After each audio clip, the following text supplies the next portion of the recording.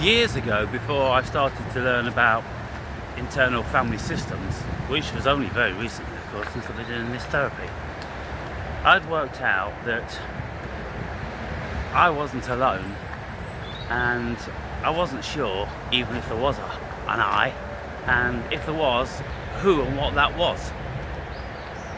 And so subsequent to that, I've done a lot of research and introspection, and I've discovered a few things. And I suppose ultimately we can say the I is the observer, the pure essence of consciousness, which is having this earth experience. But that I can't be compromised, moved in any shape or form. It just is. It just is eternal consciousness. So then if we're going to be speaking about an I, then we have to look for something else. What else can be compromised?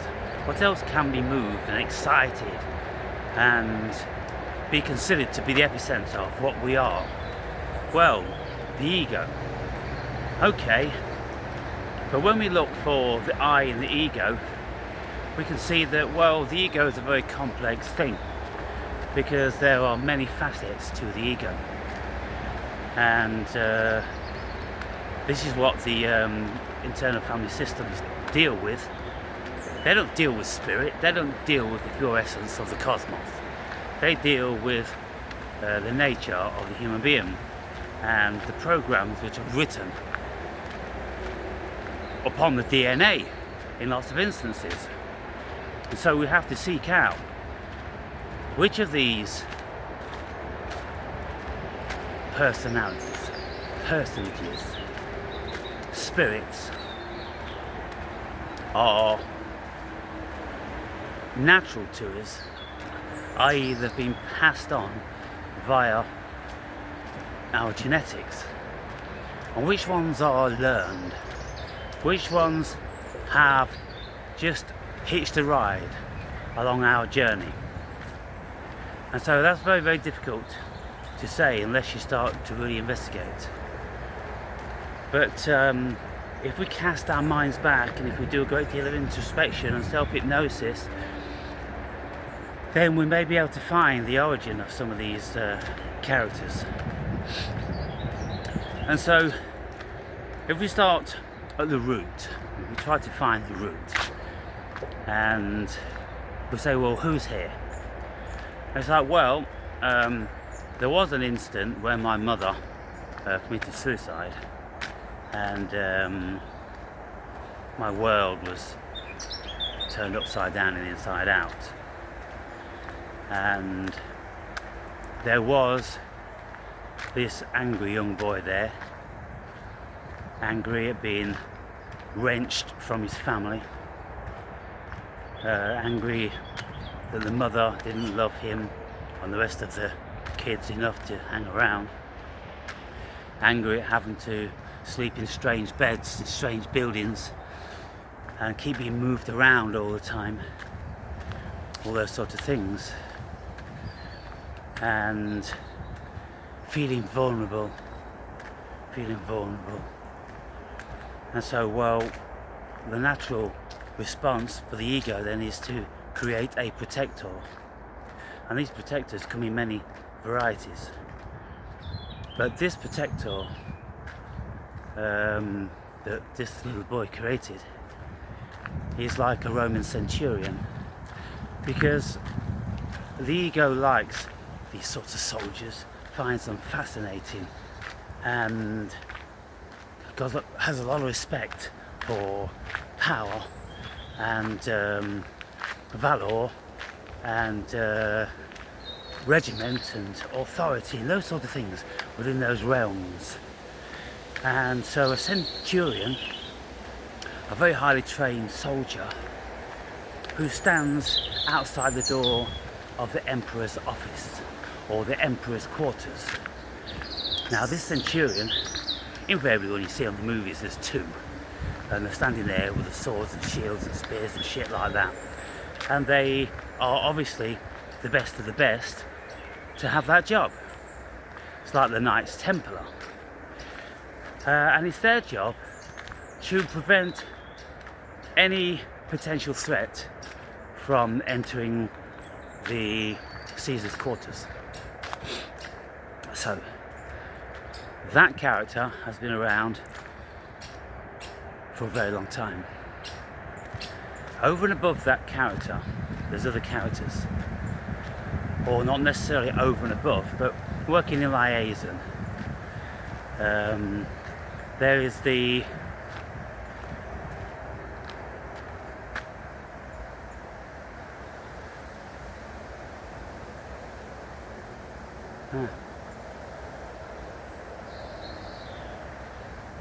come on, for goodness sake. It's like a destroyer. The Chancellor. Oh, for goodness sake. Fuck's sake.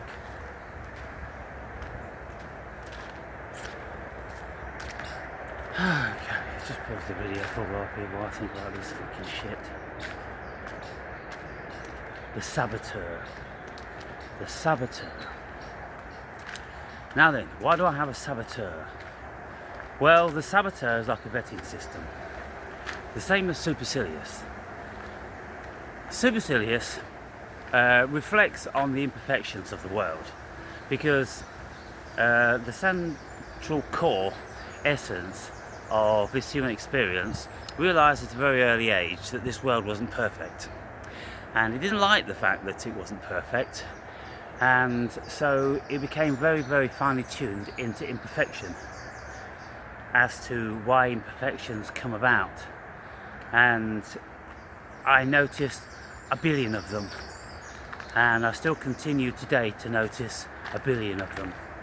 And so these imperfections are something that the core essence doesn't like.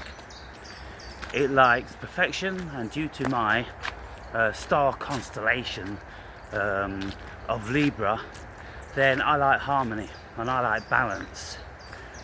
And so these are some of the attributes that I've been born with. I was born on the 9th of October 1963. I was born under Libra, and I have Libra attributes, and so they are cosmically bound. They're not even genetically bound, they're cosmically bound.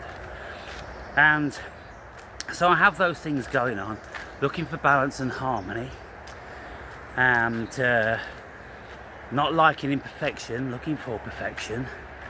And that's why I'm always striving every single day, self-actualizing. I'm a very driven person. Detest laziness, detest idleness, detest incompetence, detest a job half done. No. Well, my old man, when I was younger, and my best friend at the time, his dad used to have a motto: if a job's worth doing, it's worth doing properly, otherwise don't fucking bother. And my old man would never accept anything except perfection. Everything had to be right. Of course it does. Things have to be right. If you're going to do any job, it's got to be right. It can't be full of imperfections and that'll just do. No, it won't do. Why would it do? Things just won't do in any line of professionalism. No, dentistry, things won't do. Surgery, things just won't do. Building, things just won't do. Things have to be right, people. And so it's not like a ridiculous idiosyncrasy of mine. It's a law of the universe. Things have to be right. And I'm emphatic about things being right, whereas the vast majority of people aren't really. They don't have the attention to detail. They don't have the discipline. They don't have the vigour and the energy to put into something to make sure it is right. So I'm striving for that. And that's how I've been. That's how I've run my businesses. That's how I've run my life. That's how I run my home. So there's the perfectionist. There's the whole myriad of them, people. There's the whole myriad. It's going to take a long, long time for me to talk about all these with my therapist. So I'm going to need more time. But so we've got the Centurion because we've got the damaged goods at the centre. At the centre is damaged goods. and that damaged goods needed protection, and not necessarily anymore, but those characters are still around, and that's why I'm involved in this internal family systems, to see if any of them are obsolete. Now, I thought about this stuff a long time ago, as I said, because I was always very much in line with Jungian psychology, and I knew that I wasn't alone, and I knew that there was a lot of characters within me, and I knew that they were autonomous. They weren't just facets of, yourself, or facets of your ego. No, don't be talking to me about nonsense like that, like unanalyzed stuff. No, because when you really analyze it, then you see that these characters are autonomous. They do have their own opinions. They will argue with you. They do like their own way, and they like to feel powerful. There's a whole bunch of shit going on. It's like a consortium in a business, like a board in a business. You've got maybe 13 members, and they've all got their say, and they've all got a valid opinion, and their opinion has to be taken into consideration to respect their position, because they've been elected by the rest of the board members, and so they're all elected, and so you can't just dismiss any of them. You have to take what they say and present to you very seriously. And then, if there comes a time when you no longer feel that this persona character is valuable anymore, then you have a board meeting and you lay that person off. There's no resentment, there's no sacking, there's nothing like that. There's a resignation, there's a retiring. You retire them, and they're happy, to have their retirement. They get the gold pen, the gold watch, whatever. They are thanked for their usefulness, and they are asked, well, if you can just hang around, kind of like, for the young ones, they might want to, pick your brains and your wisdom and this and the other. So, okay, yeah, all right, cool. So one of those in me is the adventurer.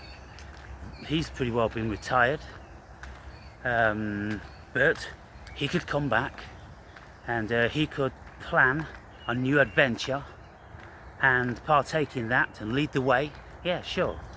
But at this moment in time, he's retired. So I always considered that our minds are very much in line with what Jung used to say. They're like a house with residents. And so I picture my house as a big home which was left abandoned, people. And so in time, squatters came about. And because I was abandoned, you see, so my home, my mind, was abandoned of any nurturing, any love, any security, any guidance. Everybody jumped ship, and I was taken away into children's homes along with my elder brother, and we were left to do it, just work it all out. And so we worked it all out, and I worked it out much better than he has, because he hasn't resolved anything, because he's not psychoanalytically inclined or philosophically inclined. He just closes it all out. So characters were created, and the saboteur sabotages relationships. Only relationships, and not all relationships, but the ones that are not necessary. The casual ones. I don't do casual friends. I just don't do it, never have done. I've always had a very few select warriors, people I could depend on to have my back and to be there for me, and to share respect and share interest and all those sort of things. And invariably I've had one friend at any particular time, because I find it compromising. I get torn between two or three, when I was younger, 20 years old, I used to have, a handful of friends, and they used to pull against each other, and it never worked when we went out because they were always looking for my undivided attention, and they were always competing against the others, and it caused friction. And so I had to go with this friend sometimes, and that friend and other times, and it was always difficult because we could never really talk about the other friends because there's always a level of resentment there. Oh, them, oh yeah, and so I don't like that imbalance. I don't like that void of harmony. And so then I narrowed the friends down just to seeing one for many years, and then another one, and that's how I do it now. And so this saboteur sabotages the potential. If people try to get close to me, some of you astute ones, you would notice this, that I close all doors down. I close it all down because if I was just this great guy and imparted great information and never told it really the way it was, and never had a go at all the varying facets of humanity that I have a go at, then I'd be too popular. And I'd have too many people wanting to take my time, write me emails, and try to obtain my phone number, and then maybe want to come and meet me, and all these different sorts of things, and maybe want to talk to me. It's exhausting doing these long Google chats, and in the past I used to do a whole bunch more because I was very approachable, but now I've closed those portals down because spirit needs solitude. And so my therapist says to me, well, how does spirit feel about these other characters which are potentially trying to compromise its authority? And I'm like, well, it doesn't like it. Spirit doesn't like it because spirit is the eternal bliss, and spirit's been of great assistance to me. And it's kind of like when people tell me that they've found Jesus or God, and how Jesus or God has helped them. Well, there is no external entity like that. There's just a belief system, because I've had exactly the same without any belief. It's my higher self. It's my inner entourage. All these characters that we build or are there from birth genetically, or we've gathered them along the way. Like I remember when the adventure came about, it was on this beautiful sunny day when I was about 8 years old, and me and my older brother, we were walking this 3-mile journey through the countryside to get to our man's home, and I told the story in the last session. It was a beautiful sunny day, and I was filled with optimism, and was going to our dad's house after 4 or 5 years of being passed around all these children's homes. We were going back to our dad. Wow, that was such an adventure. And that's it, that adventurous spirit was born. And then I just continued to travel around the world. And it wasn't until I was about 45 that I realised why I always proverbially kept my sleeping bag rolled up and stashed behind the couch. I was never stable in a relationship. I was always very, very volatile, and I could always disappear at any time. And when I was with the mother of my daughter for 11 years, she understood this, and she allowed me to do it. And so I would just go to work in Greece for 6 months. I'd go to live in Canada for 6 months, and I'd do things like that because spirit needed it. And it was very difficult, of course, because I had a young daughter, but I was in constant communication, and it's just the way it was. I needed those things. I needed that balance. And so that adventure has served me very well through the years. The saboteur, sabotaging meaningless relationships. I've done it very recently, just to clear out the deadwood. And it's not, no big disrespect to anybody. It's just that I find what lots of people have to offer is meaningless. They don't talk to me. They're not my friends. They're just like, just I don't know, just pains in the asses, which just to keep appearing in my email and on the comments. And if I ever want to take anything further, well, let's talk about this, it all goes quiet again. And then if I want to ask them something meaningful, there's no answer. And so I would get videos sent and photos, and I'm like, well, what of it? What of it? Why are you wasting my time? Evidently I was serving them, but are you serving me? What's serving me? Nothing. So there's no point in you being around, and there's no animosity. There's no nothing negative about it. I just do that. I just sever. I just sever. I'm always trimming the fucking pastry off the outer parameter of the bowl when you're baking a pie. That's what I'm doing. I'm just trimming the excess, people, and I'm only interested in the pie. And the pie is the spiritual connection which I have, and I'm looking for it in others. And if I can't find it in others, then I'm not interested. Why would I be? Why should I be? All these so-called Facebook friends just giving you this delusion of popularity or comfort or service or whatever. There's nothing there, because when you ask for them to support you, they don't support you, okay? And so then you go, well, don't be fucking showing up in the comments when you've been watching me for fucking years and you've gobbled up all of my fucking videos, and then when I ask you to stand up and be counted, you know it to be seen like a fucking coward. No, I'm not standing for it, people. My integrity is too beyond that level, and so that's why I've done what I've done. That's why the saboteur does what he does. He gets rid of the dead wood constantly. And I'll give people the benefit of the doubt. Lots of people, they approach me and they're going to come and talk, but they never do. They never do. So in time, I'll just stop answering their emails. They'll just play out the natural course.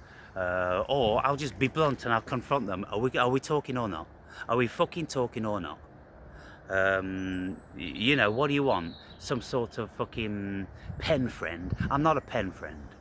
And so we're either talking or it's over, and that's how it is, people.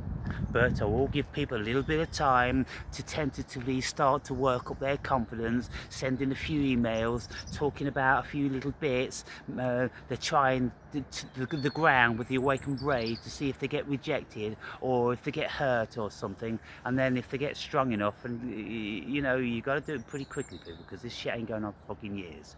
It's going on for fucking weeks, not months. So you make your own fucking minds. And how many times have I had people tell me, I'm going to come down and see you, Awakened Brave, yeah, we'll go for a beer and we'll go for a walk and we'll do, yeah, ooh, keep talking, mate, keep talking, nothing ever happens, nothing ever happens. And so it is probably the universe protecting me, because there probably wouldn't be any value in any case. But most certainly, let me just say this, people, you may think this, I don't know, you may think lots of things about it, but if you're going to come down, then you come down, you pick me up, and we drive to one of my favourite beautiful places. You buy me a beer, you buy me lunch, and if you've got any respect at all, then you leave me with a few quid so I can feed Providence and my friends throughout the winter months. And I just think that's a perfectly normal, natural thing to do. When you go and see someone of some magnitude, you take peace offerings. That's just how it is. Don't ever come to me empty-handed and expecting me to fucking buy my own lunch, people. I'll bury you in the fucking woods somewhere. I'm telling you straight. You'll never make it home. So that's the saboteur. And the saboteur is a very, very important and powerful part of me, but very, very valuable. And you see, what these people who have this knowledge about the internal family system say. They say, look, every single one of them is really, really valuable, and none of them should be treated with disrespect, because they've served you for very good reason for many years. And so you can't just cut them off. I could never just say to Saboteur, hey Saboteur, fuck off, I'm allowing all these fucking muppets in now. He's going to say to me, how dare you? How dare you? I've protected you from this fucking scum for fucking 50 years, 60 years of your fucking life. How dare you? No, I'll never do that. Never do that. I hold them in the highest of regard, higher than any human being I've ever met. That's how I hold these characters. And you know, whether I want their services to continue at whatever level, well, that's to be assessed. But from what I can see at this moment in time, there's no reason why I would change anything. Why would I? Why would I lay off, retire the Saboteur? Why would I retire Supercilious? Why would I retire the Centurion? What's out there that I'm opening myself up to? A whole bunch of evil, volatile shit from all different sorts of demons. And so, to be quite frank, I think I've worked it out very, very finely, very intellectually. And if one day I write a book about this, then it's going to make a whole lot of sense to these people that do this internal family systems. And I've yet to discover one that hasn't been useful, or it's just been a pain in the ass. And so I'm just keep contemplating on this stuff. And the reason why, somebody asked, why you go to see therapy? Because I want someone intelligent to talk to. That's why, that's the length the Awakened Brave goes, because he's wanted intelligent people to speak to all his life, and he can't fucking find any. And that includes every single one of you out there, because when you're all this and you're all that in the comments, and I go, well, fancy a chat, and all of a sudden it's gone deathly fucking quiet, and you've all crawled back on your stones again. Do you think I'm being cruel? Do you think I'm being insensitive? Or do you think the fault lies with you? It's your cowardice, isn't it? It's all your demons that you haven't got to resolve on. I'm fine with mine. I'm talking about mine. They're all open. They're all here. They're all a fucking platter for you to see. And then you make comparisons about your own. But what are your own? All your own. They're too powerful, aren't they? You see, mine are not that powerful that they don't enable me to travel the fucking world and do whatever I want to do, run businesses and have fucking hundreds of lovers and all this stuff. No, mine don't keep me suppressed from living my life like yours do. They keep you on the tinnies and on the packy and on the bad food and not exercising and not taking the appropriate fucking walks in nature and having that respect and opening your fucking consciousness to it. No, they keep you all closed. And then you see someone like the Awakened Brave talking, oh yeah, the Awakened Brave knows where it's at. Well, why don't you talk to him then? Oh, and you're back at square one again, aren't you? Not evolved people. And so this is the thing. You're looking at a seriously enlightened, evolved human avatar, and one day I will go down in the annals of history of being so. But of course I will have to be dead for 200 years before that would happen, because it's going to take a long time for the human race to get over themselves before they can fucking write some sort of epitaph about my genius.